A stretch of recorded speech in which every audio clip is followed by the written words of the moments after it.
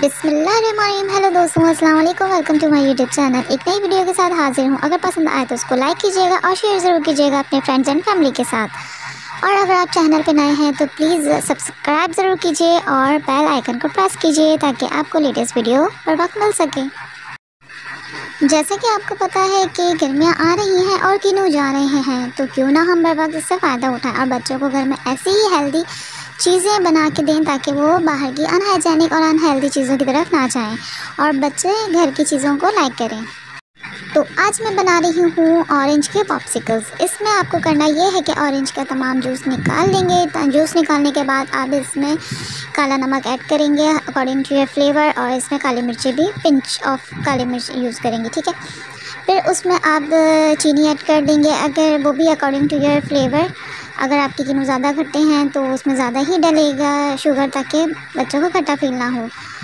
तो इसमें मैं ये करती हूँ कि मैं शीरा तैयार कर लेती हूँ। शीरा मेरा फ्रीज़ हुआ था तो मैंने इसमें वो डाला है, उससे बहुत अच्छा यानी कि अच्छी बनती है पॉप्सिकल। तो वो मैं इसमें ट्राई कर रही हूँ कि वो घुल जाए और इसका फ्लेवर मुझे पता चल जाए कि कितना मीठा है। तो दैन इसको फिर हम कंटेनर में डालेंगे, ये डन हो जाएगा। तो कल जो मैंने ऑरेंज कैंडी बनाई थी उसका शीरा मैंने वेस्ट नहीं किया था क्योंकि वो भी हमारे लिए बहुत फ़ायदेमंद है, और वो मैं इसमें अब ऐड करूँगी। शीरा यूज़ करने से एक बहुत ही अच्छा सा टेक्सचर आता है, आपके पॉप्सिकल्स बहुत अच्छे शाइनी से और एक स्मूथ सा टेक्सचर बनता है, पानी पानी सा उसमें नहीं आता। तो इसलिए मैं शीरा प्रेफर करती हूँ। तो मेरे पास ऑलरेडी मौजूद था तो वो फ्रीज़ हुआ था, वो मैंने इसमें डाल दिया है। और मुझे अभी भी खट्टा लग रहा है, मैंने चेक किया था तो उसमें मैंने पिंक सॉल्ट और ऐड किया है, सॉरी काला नमक।